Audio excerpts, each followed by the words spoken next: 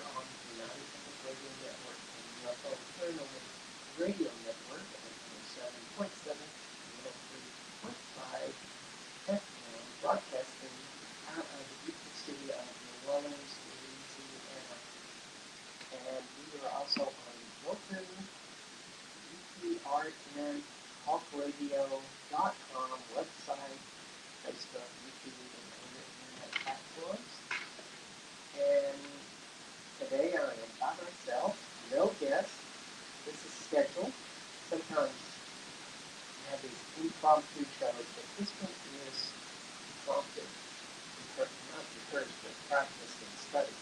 So hopefully everything will go as planned, and definitely go as planned, as I really like spontaneity. Probably why I was impressed part of the time is there's something about the spontaneity, the natures of how we talk, and all of these things vibrating out there and affecting you. And people would say, well, isn't that great to community doing this power with all of these amazing things? And yes, it is. And the next response I get is my home in Austin is a great place. And it has a totally different influence on my energetic environment. And it's just totally different. People are creative, they're trying new things, they're inventing things, they're entrepreneurs, feeling that anything can happen. What does that do to affect my consciousness? Just as much as it does my friends, and it's just a different influence, different vibration. And this is a good thing that's going to lead us right into the next part of the show. Yes, and that is the title of Stepping Out of the Matrix of Normalcy. The matrix of normalcy. In other words, how we all think alike, do things alike, judge things alike, or judge things in opposition to how other people are judging them. This is a lot what I see in this reality. Is people are always in that place that they are resisting and reacting and bringing this internal conflict to themselves. And it's kind of like the judgment always sticks them. Whenever we start to say somebody else is wrong or somebody else is right, we are narrowing our ability to see the situation in a bigger space and point of view. And that's exactly what we want to be able to do, is see things from all sides, all angles, and everywhere. You're not hearing me. This is really interesting. Thank you, fellas, for bringing that up. Sorry this happened. Can you hear me now, fellas?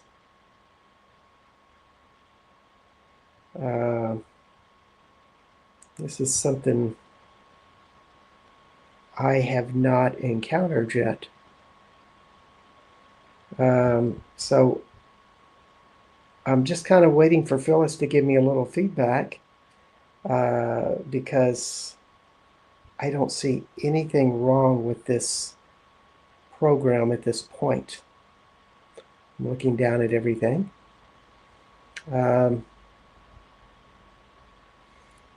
So Phyllis, can you give me a little bit of feedback, or can anybody that's streaming in give me some feedback that you can hear me or not hear me? I'm just looking over everything I possibly can in this program and not seeing anything that I can change at this moment.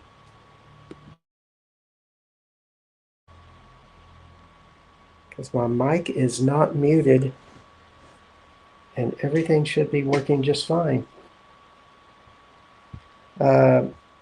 So, wow, this is going to be interesting. I'm going to go ahead. I'd love to have some feedback to see if anybody can hear me or not hear me. Um, that would be great. Um, so, just thinking about the key to stepping out of normalcy and not being like everybody else, but also thinking like everybody else, reacting to the world around us to where we see less of it. Because I think what a lot of people feel like is happening to themselves is that they are being manipulated, pushed along, and not really understanding their own identity with what's going on around them. All right, I just got the approval nod that I am being heard. Thank you so much, Phyllis. Whew, I'm really relieved. So, when we think about if there's one particular thing that we can do, or the big concept, we'll start with the big picture, and that would be embodiment.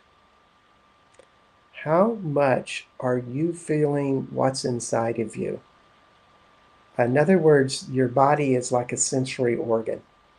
It feels all of these things. It gives tons of information to you. And you're not in your head. Thanks, Phyllis. And that's one of the most important elements that we start to learn what embodiment is. And it can really start with just having fun. Before I had psychic abilities, I was a school teacher. It's not that I quit doing teaching once I became psychic. There's this progression that happened where I'm a non-psychic school teacher, and by the time I'm ending up my years, I'm starting to become psychic. And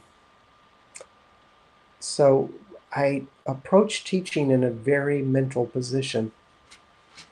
I wasn't listening to my body and getting a lot of responses from my body and how to interact with my students. When I started doing that, it got to be a lot more interesting, I must say. However, there's one important ingredient to making your body more enjoyable to everything. And it's a 3-letter word. It's called fun. Make everything fun. How can you turn anything into the most optimistic situation? Now, when you do that, what happens to your body? It becomes excited. You have more energy. You are starting to function from a place of that. Also, you're more likely to start to stay into possibility. And these are some of the things that great creators do, is that they look at life with expansion, invitation, fun, and it always builds them energy. Whether they have psychic abilities or whether they are feeling their body and all the sensations of a higher awareness that a body can give us. But just that alone changes everything, because you start to separate from what other people are doing. And you start to get into something that is more expansive inside of yourself. You don't even have to have a psychic bone in your body to do this. Uh, and somewhere in that, you're starting to get out of your head, out of your mind, out of your ego. The ego can't have too much fun. You know, it doesn't really do well with spontaneity of the moment, because that means you are allowing other things to come into the realm of possibilities. And for me, as a teacher, I was having a lot of fun with my students and trying to find out how we can make everything more fun while we got the job done of teaching and students learning. So, all of that is great. Now, the most important aspect of that is it's a choice, and there's little judgment involved. You're just open to explore. So this starts to break you out of this. And one of the most important things that I would always do to stimulate my awareness, to see the world differently, is I always ask questions. And like, how can I make this class that I'm teaching here more interesting and fun for the students, or more interesting for me? And then ideas would start to pop up. Now, most people who are not in that type of embodiment are doing something else. They are generally thinking that life is all about force, judgment, work, or maybe not work, but this work that's not very much fun, and anger. In other words, they're doing something like, we got to push through this reality. We have to just get it through and nail it to there. And so force, density, anger, work, all come into this part. It's and it's heavy. There's something in that that has a judgment that it's not going to be easy, that we have to push through everything in life. And it leads us into more of an overcoming of what that is. And so we had these two realities there: invitation, fun, play, creativity, those type of things, versus work, density, force, anger, pushing you along. So right there, which one would you choose with anything? Now, most of us are programmed in a lot of different ways to do everything out of force, anger, density, work, effort, that type of thing. And it doesn't mean that, I don't think we'll ever get out of work, but we can turn it around to where that four-letter word is another four-letter word, play. We can enjoy anything that we're doing almost all the time. So, it's just a matter of, how do you deal with your own pain? Do you turn it around as exercise that makes you feel good, or do you suffer with it? It's kind of like that embodiment or that mentality. And so when we think about embodiment, this is a really important part of what this is. And, if we wanted to just talk about where the essence of our embodiment starts, grows, would be in the second chakra. And the second chakra is kind of like being. It's how you are in the world, how a vibration emanates right between your hips and then creates an impetus for all of the rest of your embodiment to flow certain ways. It's where it all begins, and it's kind of like our launching pad, so to speak. So we want to have a better launching pad, basically, with this. And when we think about the qualities of second chakra, I could kind of list them out real quick.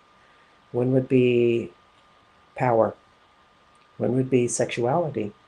One would be money. One would be creativity, intuition, spirituality, and a seventh that's kind of a nebulous one is vitality. And then if you wanted to add one that's kind of in this realm, but it's more like, how do we deal with this particular emotion? How do we wield it? How do we hold it? How do we embody it? That would be anger. Anger is a really important aspect of this.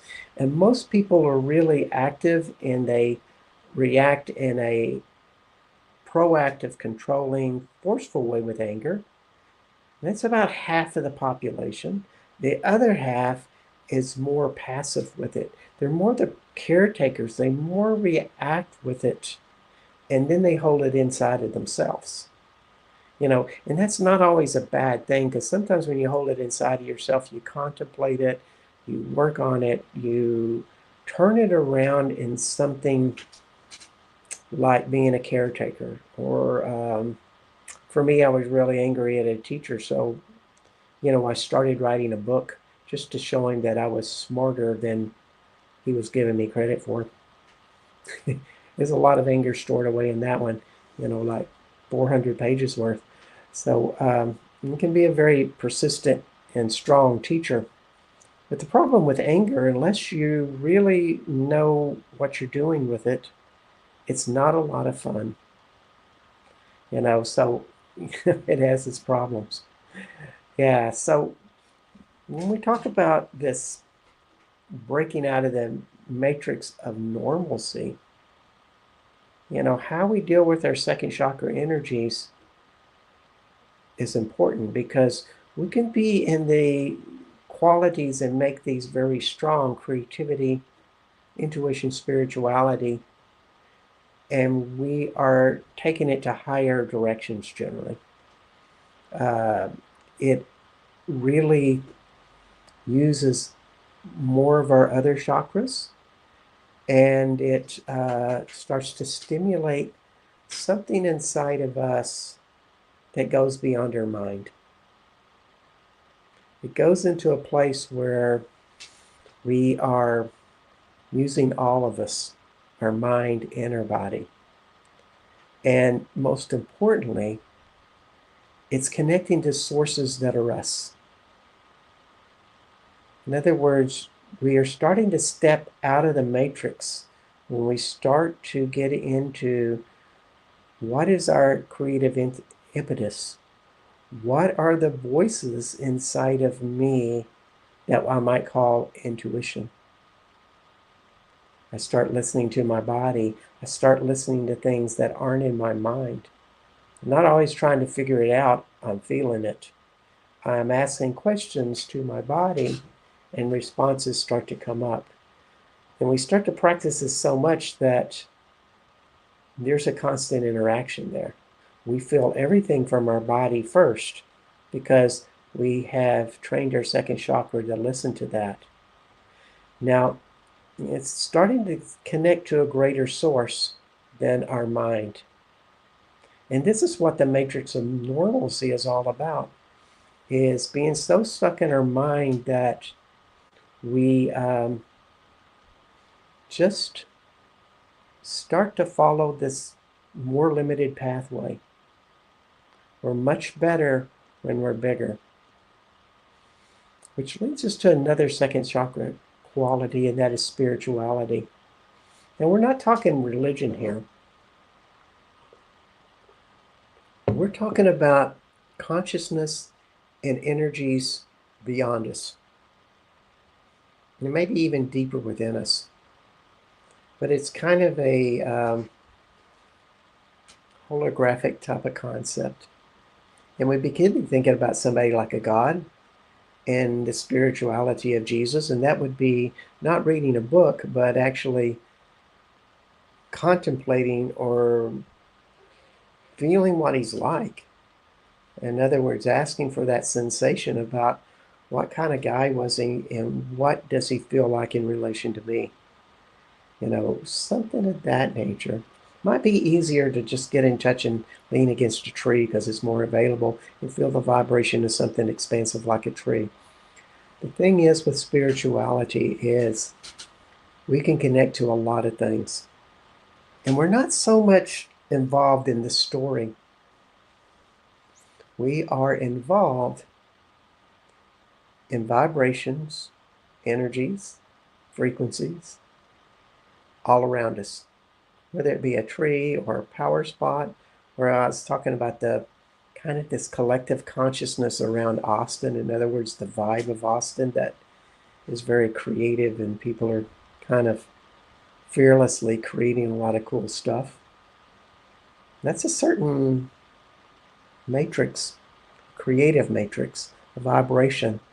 Now, I don't have to be like anybody there, but I can tap into the energy and let it be a part of me.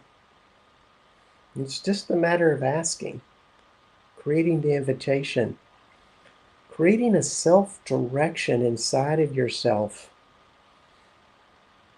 that gives you more options, gives you more energy, a higher vibration most likely. And when we start to have that in us, our mind isn't so demanding. We have a dual system of body and mind working together. So it's just a great place to be.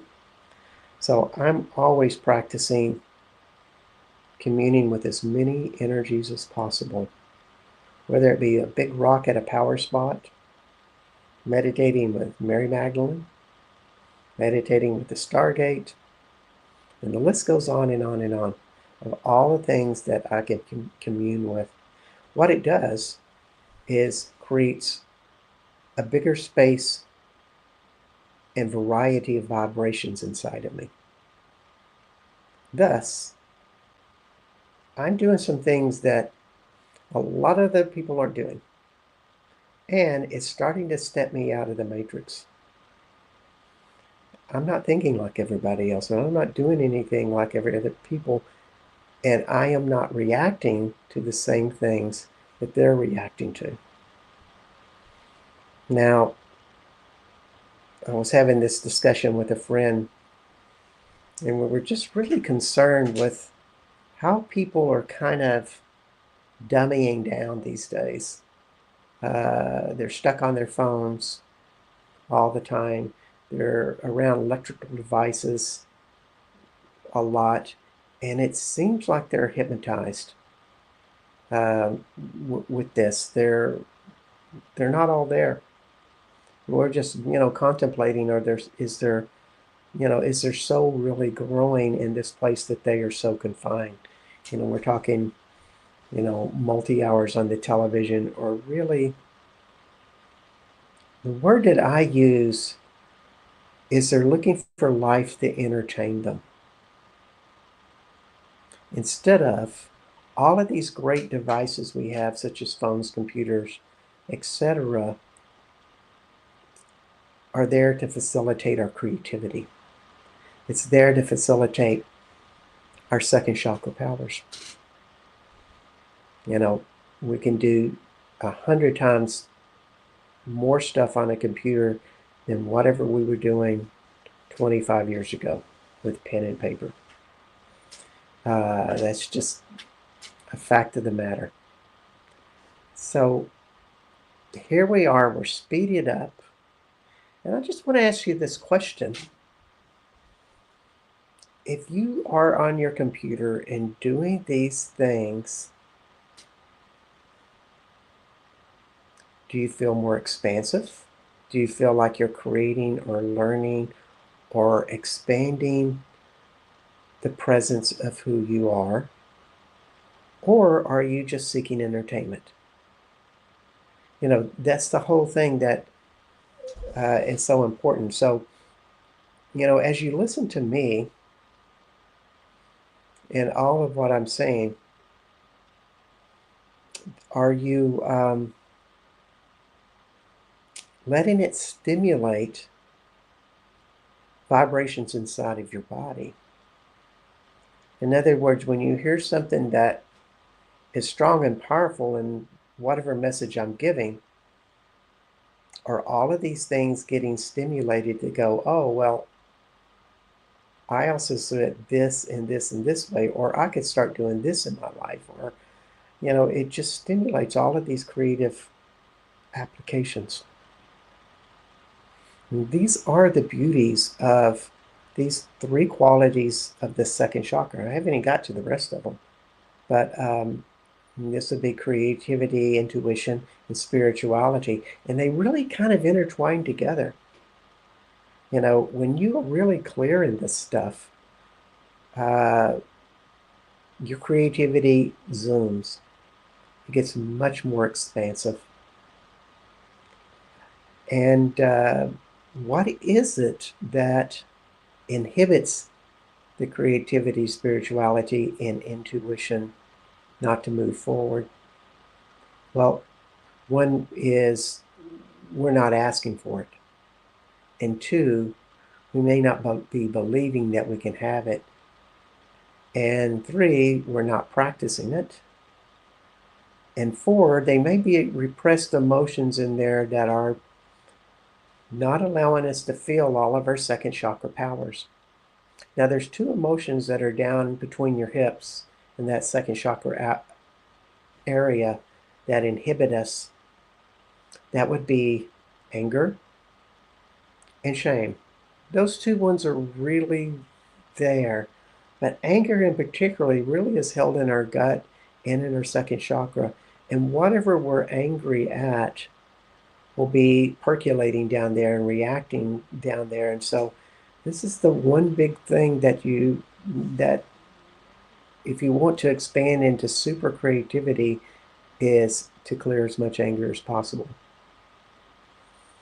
Then that second chakra opens. And it opens in creativity and productivity, but also we are connecting to the flow of life. When we think about the first and the second chakra, when we're talking about our perineum, right between the genitals and the anus, right there, that's where the flow of life comes up into us. And if that's stuck, then the flow isn't happening as much. And what sticks it is abuse, the feeling of joylessness in our life, uh, dissatisfying and inappropriate sexual activities that have done or we've done upon or we've had done upon us. It could also be just being bullied and hurt. But that joylessness is held in the perineum, and it's great to recall that and feel that in the perineum and start to let it go. And also do exercises where you visualize the earth coming up into your perineum and teaching it how to flow again. Because when you get this big flow happening, big creativity happens. Good things happen. Intuition happens. Now, I guess we're about halfway point of the show. I wanted to tell you that my name is Bart Sharp. This is Becoming Quantum Conscious, and you are on United Public Radio Network and UFO Paranormal Radio Network at 107.7 and 103.5 FM out of New Orleans, Louisiana. Now, it's always funny with the show when I do it alone like this. It's all ad lib. I kind of know what's going to happen, but I'm kind of clueless in other ways. I've talked about the positive sides of creativity and intuition and spirituality for the last 25 minutes. Hope it's been good for you. When this is flowing in your life, you're not like everybody else. You're not thinking like everybody else. You're not in the same vibration and frequency like everybody else. My guess is that you're going to not be using the electrical devices like everybody else because you're going to see more things entertain you. And also, you may not be into that same electrical matrix with the Wi-Fi's and the towers, the cell phone towers, and other things that are vibrating out of there because you're running on fascination, not fear. Now, when we think about fear, we think about walls closing in on us. defensiveness. And what that happens with us energetically is we entrap ourselves. Our energetic being becomes enclosed, and we're more susceptible to everything around us.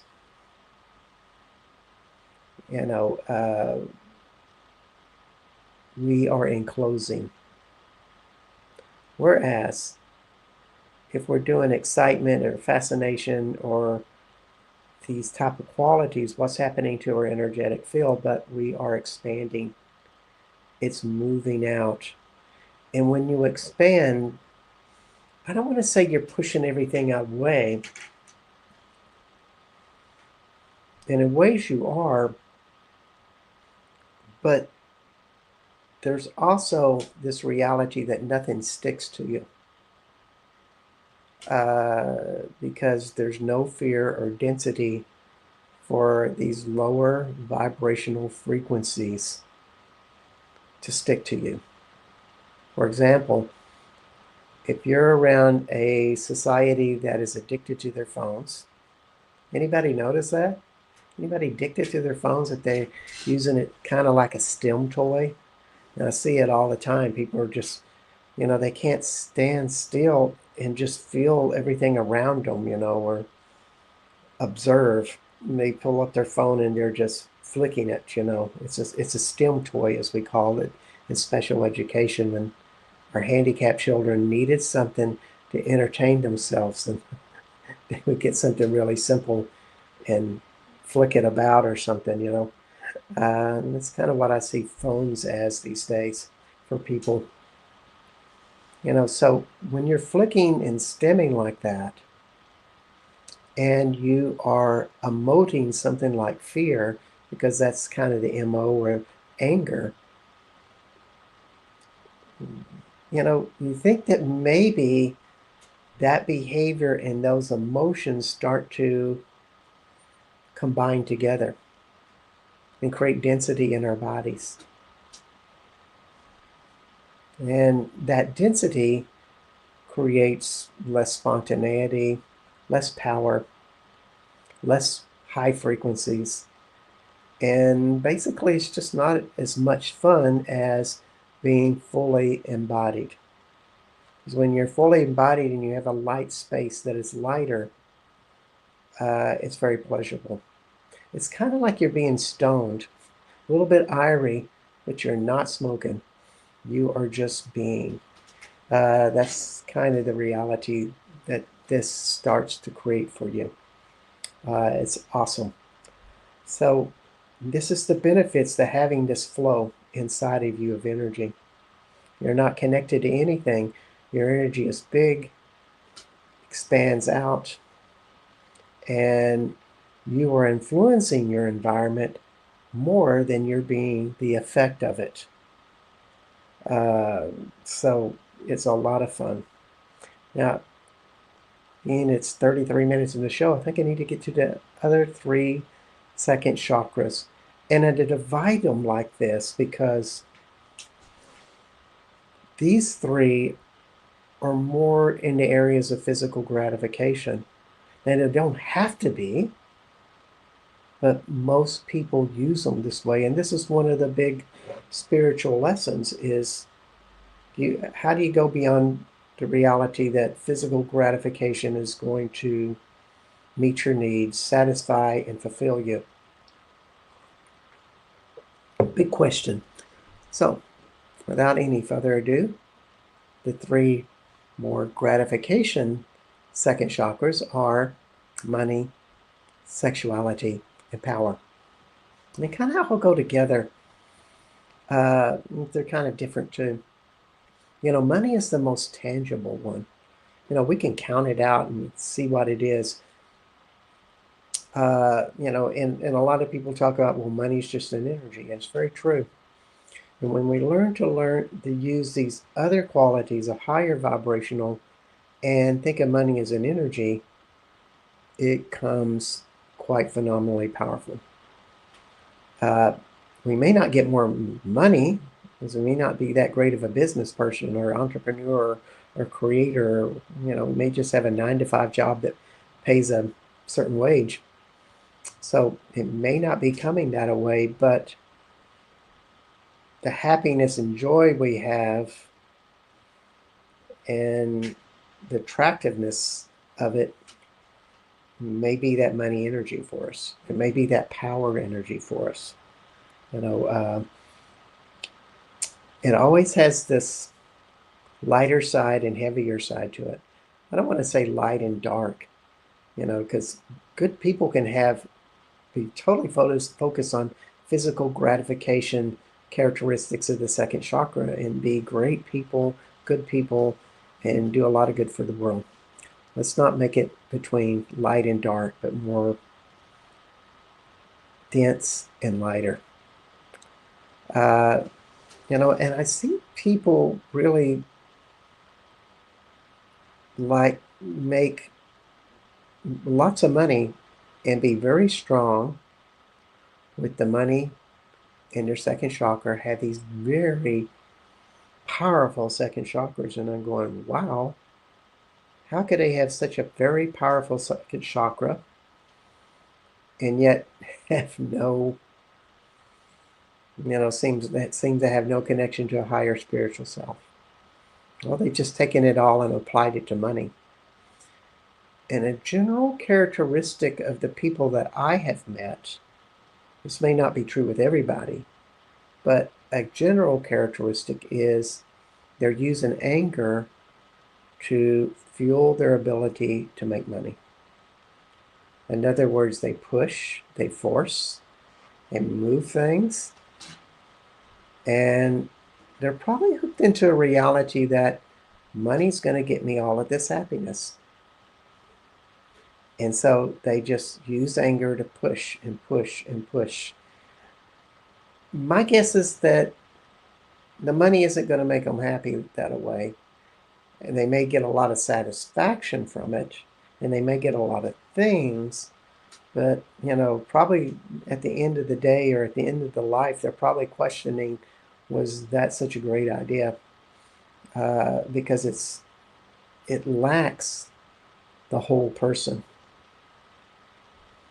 And so we really need to keep that in mind. Anger is a really interesting tool because it is a tool. We can push with it. We can make things happen. And then when we start to have it be the effect of us, in other words, it's a negative emotion. And when we move a lot of negativity into our body and move it, it's a stress on the body. And generally, when we put in stress on the body on a continual, habitual, repetitive way, something's going to break. And that's the unpleasant part about it. So, really want to start to look about how we do anger, how we define money, how we define power, and our sexuality. Now, I had a teacher, Gary Douglas, creator of Access Consciousness.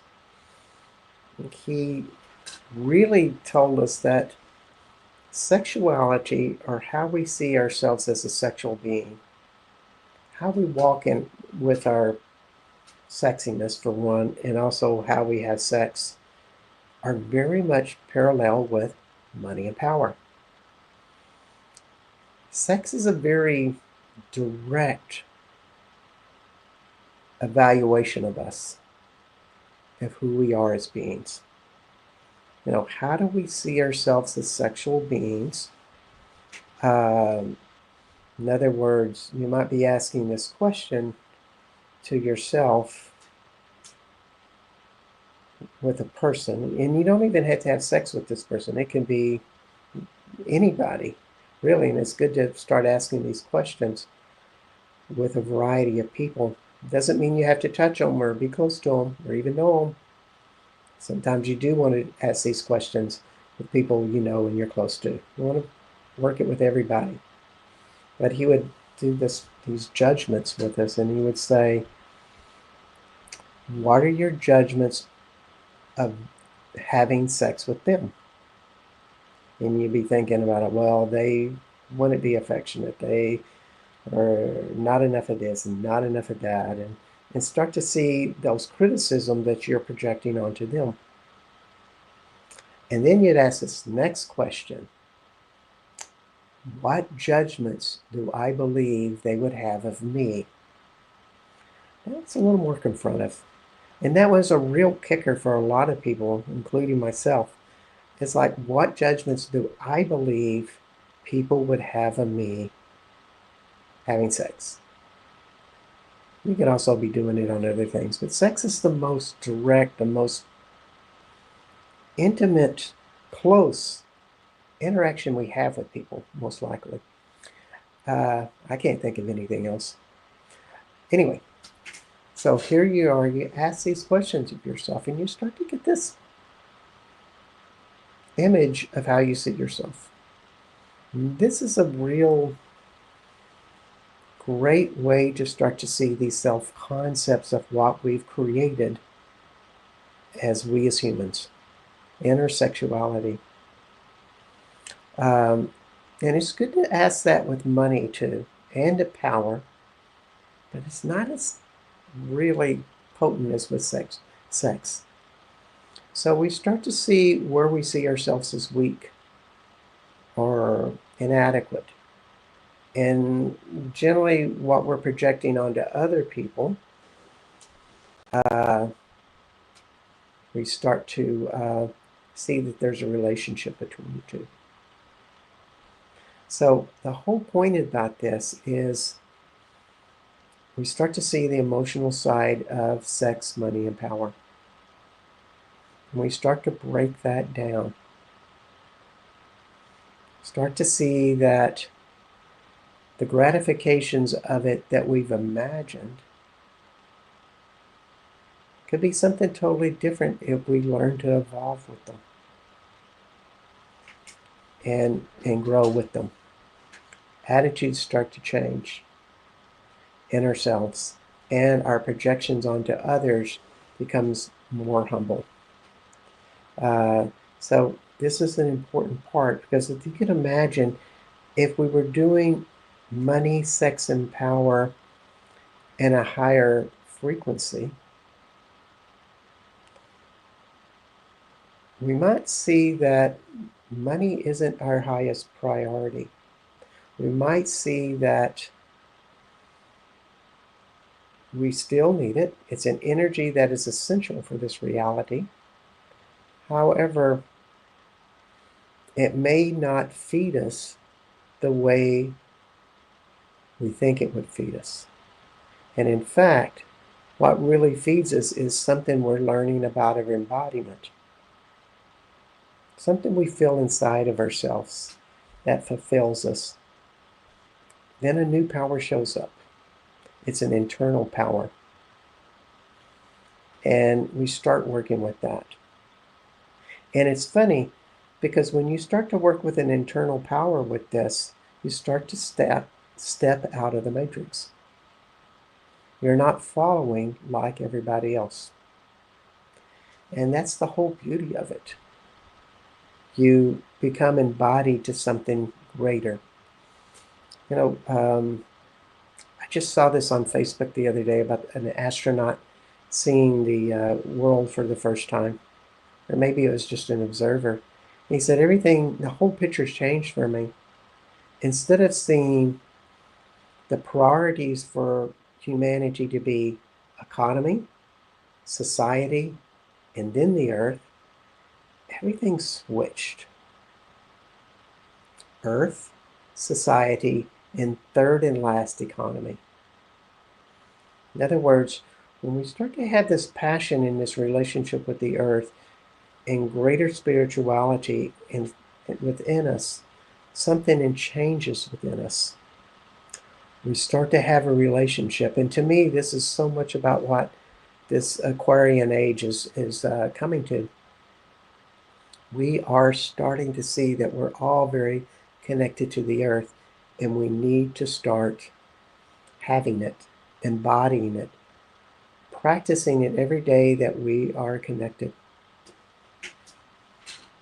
and enjoying it, because it is enjoyable. It's a lighter vibration than whatever our mind is putting out there. The mind wants to follow everybody else, and everybody else is saying, oh, the most important thing that we should be concerned about is the economy. You've got to take care of number one. Money is what everybody else is seeking. Well, I disagree with that. I say what we really would seek is something greater inside of us that vibrates at a higher frequency. It's funny, when you have this, you'll attract a lot of stuff, and it will be in alignment with the higher vibration that you're becoming. Since I've been practicing it, I've not had money problems. Mind you, I'm not making tons and tons of money, but I always have enough money to do whatever I want, pretty much. I don't have a lot of demands. I'm not demanding a Maserati. I drive a pickup truck. But it's fulfilling because a truck is exactly what I want. So that's kind of this new shift that's happening. But when we're connected to the earth and we're starting to vibrate that and starting to think that way, I don't want to say it's individuality that shows up, but more an empowerment of being. We may still have our tribes that we associate with, that we identify with. However, we're still separate from them too. We're not seeing that we need other people to fulfill who we are. That begins with us. But that is also the connection with spirit. Now, it's really interesting. I've been spending time this summer in Ireland, England, and of course France, going to sacred sites. And a lot of the stone circles, when I would go into this psychic vision of what they were, I don't know what else to call it. I'm toning, I'm meditating, I'm chanting, and information begins to show up in kind of a picture of what some of these stone circles are doing was appearing to me, particularly in Ireland. So there's a consciousness within the planet itself that it's kind of like a core energy, and the stone circle is connected to that. And when people would use these in rituals, they would receive the energy to come up from the earth, and it would fill them, it would energize them, it would be connecting, empowering, creating fertility, vitality. But then it would go on and connect with all the stars above. And this synchronistic happening would be occurring between man, earth, and stars. This greater whole of embodiment. What do you think happens when we get that big? In other words, when we start to do rituals and start to include all of this, and we suddenly feel as big as the stars above and the earth below, it's all connected in our embodiment. It's a different type of power. And it radiates in our second chakra, but also it starts to radiate in other chakras. And interesting enough, what I've been finding and shared with some of my peers who agree, it starts to come out of our throat. In other words, a new information is showing up because we're connected to something bigger. And if we've cleaned ourselves out and we're not functioning from our emotions so much, we're not dominated by our mind and we're not too distracted with all the stimulus around us, more information shows up. Creativity shows up. Spontaneous ideas show up. It's a matter of just asking and being in the question, and suddenly we have all of this spontaneous combustion happening of things. We are connected. We are functioning with higher powers all around us, vibrations all around us. You could call it God, Goddess. That'll work. You call it more than that. Essentially, I think it just boils down to all kinds of vibrations. And they expand and grow inside of us. And the reality that we start to see on the world, whether it be on the news or television, computers, whatever, doesn't seem as important. We get this form of a detachment from it because we're starting to get to a bigger reality than any of that. I think part of the matrix of normalcy is living in fear that, all of this is going to fall apart. The end is coming, so to speak. And I see that in people's attitudes for the last 10 years, maybe more, that's this looming fear. It hasn't happened yet.